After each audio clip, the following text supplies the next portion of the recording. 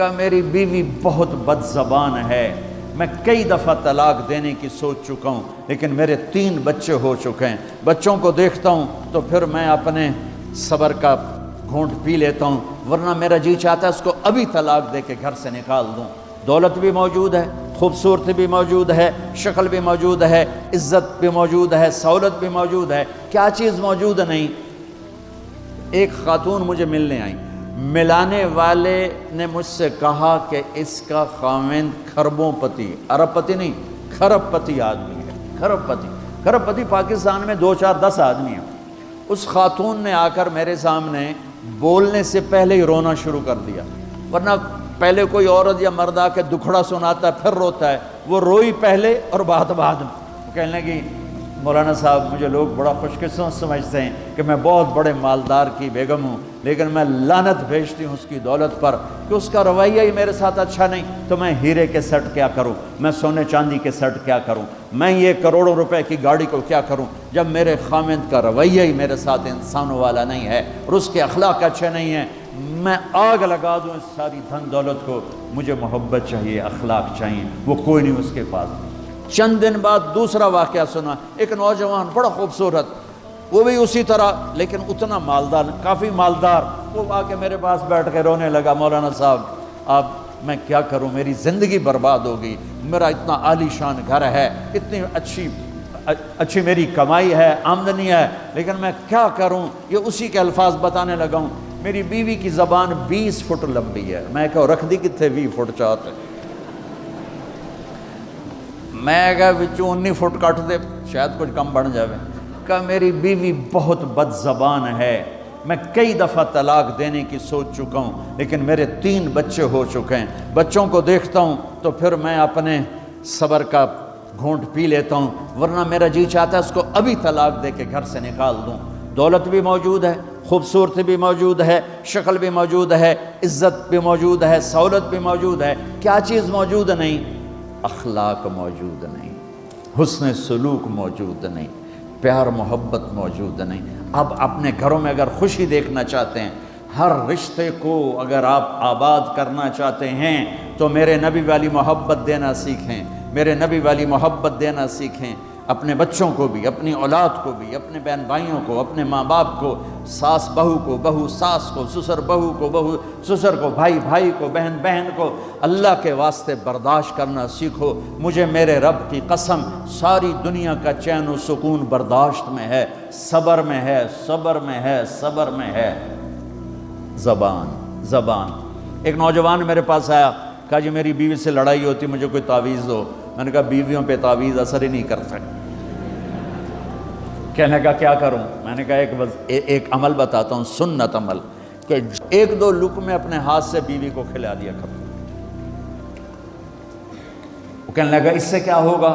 میں نے کہا یہ تو تم دیکھو گے، پھر میں پوچھوں گا تم سے کیا ہوگا۔ میں نے کہا یہ سنت عمل ہے، اس سے محبت بڑھے گی۔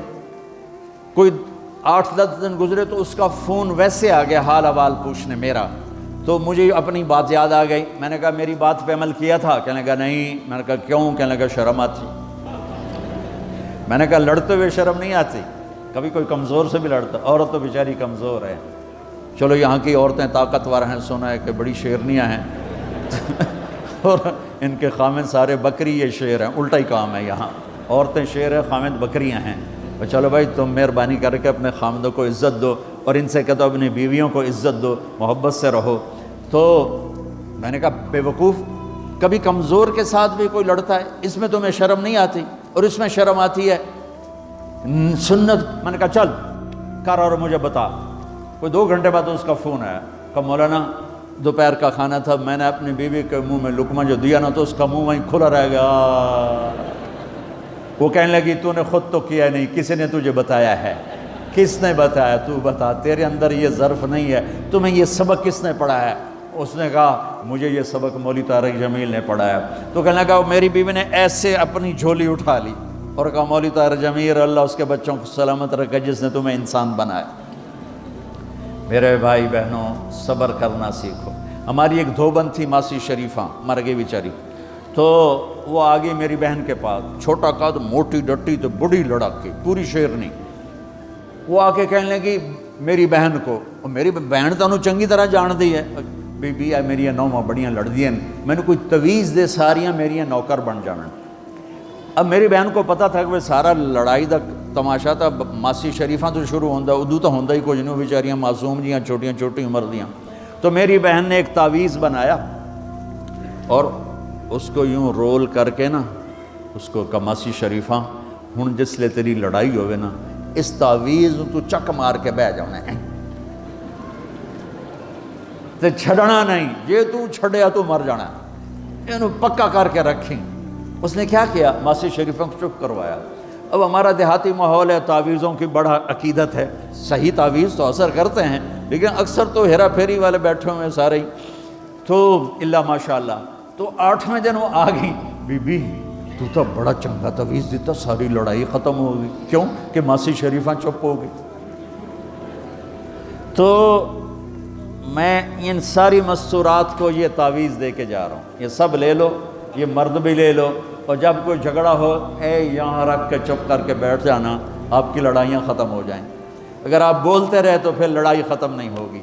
میرے نبی کی زندگی سیکھو، معاف کرنا سیکھو، محبت دینا سیکھو، ایسا نہ ہو کہ دو آپس میں بولتے نہ ہوں، ایسی بد اخلاقی سے بچو۔ اور آخری بات یہ ہے، آپ اس ملک میں رہتے ہیں، اب یہ آپ کا ملک ہے، اگر آپ کے پاسپورٹ ہیں تو یہ آپ کا ملک ہے، اس کو اس کے قانون کو عزت دو، اس کے قانون کو احترام دو۔ یہاں کی گورنمنٹ کے ساتھ مجھے پتہ چلا ہے کہ بہت سے لوگ ہیں فرضی بیمار بن کے وظیفے لے رہے ہیں، یہ حرام ہے، یہ دھوکہ ہے، یہ فراڈ ہے۔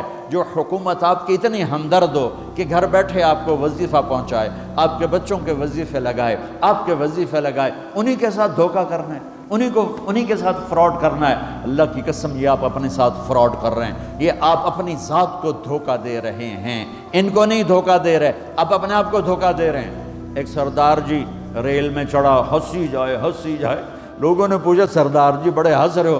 کہنے لگا ریلوے والوں کے ساتھ آج بڑا فراڈ کیا، چکر کا دے دیا، ریلوے کو چکر دے دیا ہے۔ کہ سردار جی کیا چکر دیا ہے؟ کہنے لگا واپسی کا ٹکٹ بھی لے لیا ہے اور واپس میں نے آنا کوئی نہیں ہے۔ نہ کہ سردار جی اپنے آپ نے چکر دیتا ہے تسی تو جتنی 2 نمبری کرنے والے ہیں یہ اپنے آپ کو چکر دینے والے ہیں۔ اللہ کے واسطے اس حکومت کا نہ ٹیکس چراؤ، نہ ایسی 2 نمبری کرو، نہ یہاں کی بچیوں کو دھوکہ دے کر کاغذ بنانے کے لیے شادیاں کرو۔ جب انگریزوں کی حکومت تھی انڈیا پر تو دلی میں ایک وہ پک پاکٹ رہتا تھا جیب کترا، اس کا چیلا شام کو 2 روپے لے کر آیا تو اس نے اس کو تھپڑ مارا، سارے دن میں 2 روپے۔ تو کہنے لگا استاد آج بڑا مال مارا تھا، ایک گورے کی جیب کاٹی تھی، بہت پیسہ تھا۔ جب میں 4 قدم چلا، سننا ذرا اس زمانے کے چور کا ایمان سننا، کہنے لگا جب میں 4 قدم چلا تو مجھے خیال آیا اگر قیامت کے دن عیسیٰ علیہ السلام نے میرے نبی کو گلہ دے دیا کہ آپ کے امتی نے میرے امتی کی جیب کاٹی تھی تو میرے نبی کو شرمندہ ہونا پڑے گا۔ تو پھر میں نے کہا میری وجہ سے میرا نبی شرمندہ ہو، میں نے جا کر اس کو واپس کر دیا، اے 2 روپے اپنے دے کپ کے لے آندے۔ تو اس نے اس کو 10 روپے انعام دیا کہ یہ 10 روپے تیرا انعام ہے۔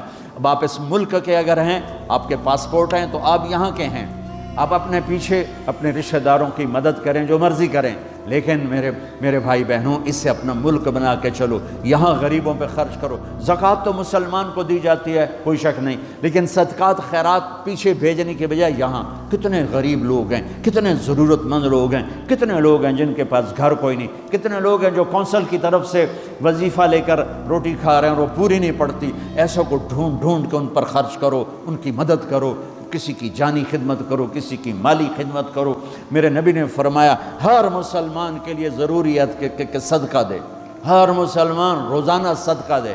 تو صحابہ نے کہا یا رسول اللہ پیسے نہ ہوں تو آپ کہتے چلو کوئی بات نہیں۔ کہا نہیں سنو، آپ نے کہا بازار میں جا کے مزدوری کرے اور مزدوری کی قیمت وصول کر کے صدقہ کرے، صدقہ اتنا ضروری ہے، بلاؤں کو ٹال دیتا ہے، مصیبتوں کو ٹال دیتا ہے۔ تو یہاں رہنے والے یہاں کے قانون کا احترام کریں، یہاں کے قانون کو عزت دیں، اللہ کے واسطے 2 نمبری نہ کریں، دیانتداری سے چلیں۔ میرے نبی نے فرمایا میرا امتی ہر گناہ کر سکتا ہے، 2 کبھی نہیں کرے گا، ایک جھوٹ کبھی نہیں بولے گا، ایک دھوکہ کبھی نہیں دے گا۔ تو اللہ کے واسطے دھوکے فراڈ سے چلیں۔ کہیں آپ لڑے ہوئے ہیں صلح کر لیں، پیار محبت دیں، معاف کریں، اپنے بچوں کو ٹائم دیں، ان کو اچھی تعلیم دیں، یہ اعلیٰ عہدوں پر پہنچیں، اعلیٰ جاب پر پہنچیں۔